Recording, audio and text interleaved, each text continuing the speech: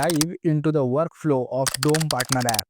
नमस्कार, हमारे इस वीडियो में आइए देखते हैं डोम पार्टनर एप्लीकेशन पे रजिस्टर करने के बाद आपको कैसे बुकिंग्स एक्सेप्ट करनी है और सर्विस बुकिंग से सर्विस एंड करने तक की पूरी प्रक्रिया इस वीडियो में जानेंगे। जैसे कि हमने एप्लीकेशन पे पहले ही रजिस्टर कर लिए हैं, सो इस बार हम डोम पार्टनर एप्लीकेशन ओपन करने के बाद रजिस्टर्ड मोबाइल नंबर से लॉगिन करेंगे। So for that we will select register as डोम पार्टनर।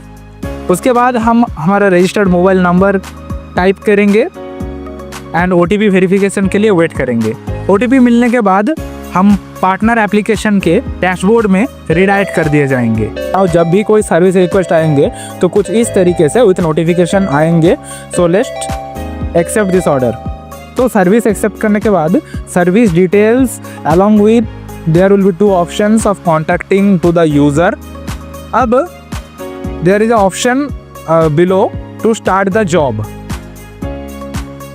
जॉब स्टार्ट करने पर ही यूज़र के फ़ोन में OTP आएंगे।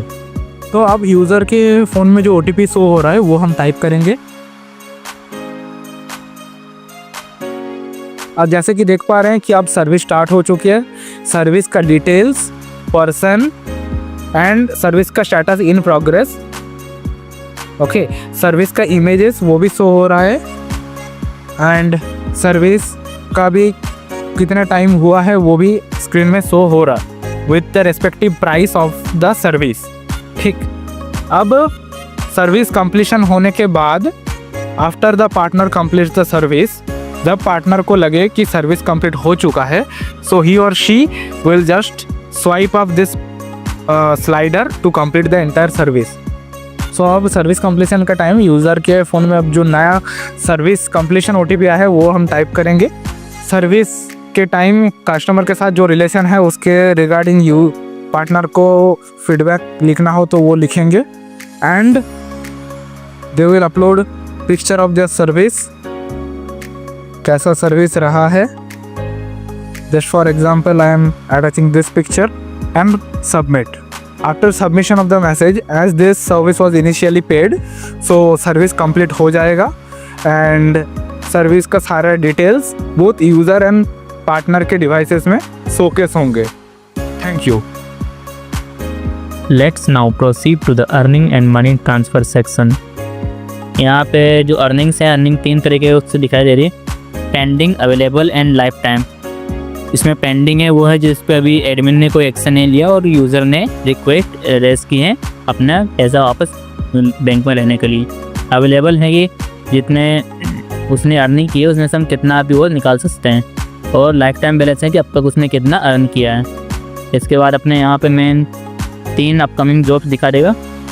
आफ्टर डेट जॉब सेक्शन में सारी जॉब्स आ जाएंगी, उसने जितनी भी जॉब्स अब तक कंप्लीट की हैं। और कैलेंडर में पूरा मंथ से कैलेंडर दिखा देगा। इसमें आपको डेट वाइज पता चलेगा कौन कौन से डेट को कितने सर्विसेज हुई थी।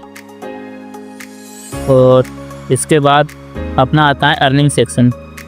अर्निंग सेक्शन में 2 टैब हैं, एक है ट्रांजैक्शन और दूसरा है पेमेंट का। इसमें ट्रांजैक्शन में जो दिखाएगा वो ट्रांजैक्शन में किसी भी यूज़र ने जो भी या रिक्वेस्ट रेज किए हैं या फिर एडमिन ने कोई एक्शन लिया है, हर चीज़ यहाँ पे लिस्ट होगी। जैसे कि ऑर्डर से कितनी अर्निंग हुई, उसने पेमेंट के लिए रिक्वेस्ट सबमिट की या फिर रिफ़ंड हुआ रिक्वेस्ट रिजेक्ट होने पे, वो सब इसमें दिख जाएगा।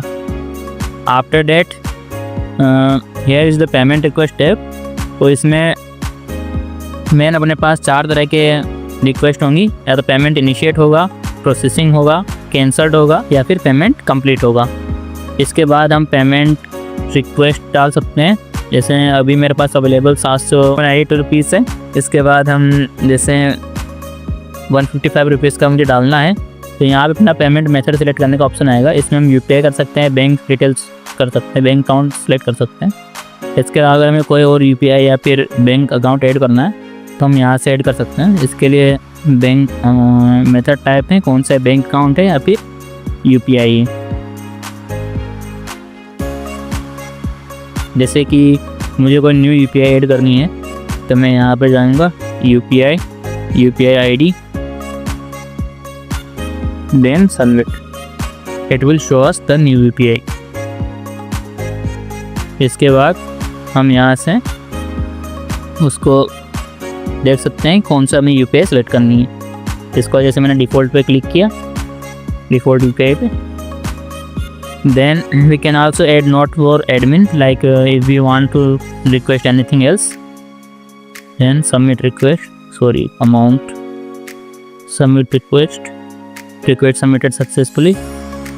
रिक्वेस्ट सबमिट होने के बाद अकाउंट बैलेंस भी अपडेट हो जाएगा और पेंडिंग बैलेंस भी अपडेट हो जाएगा और रिक्वेस्ट एडमिन के पास चली जाएगी। इसके बाद एडमिन पोर्टल से जो भी उसको एक्शन लेना है वो ले सकता है। सो इसी के साथ इस वीडियो को करते हैं समाप्त।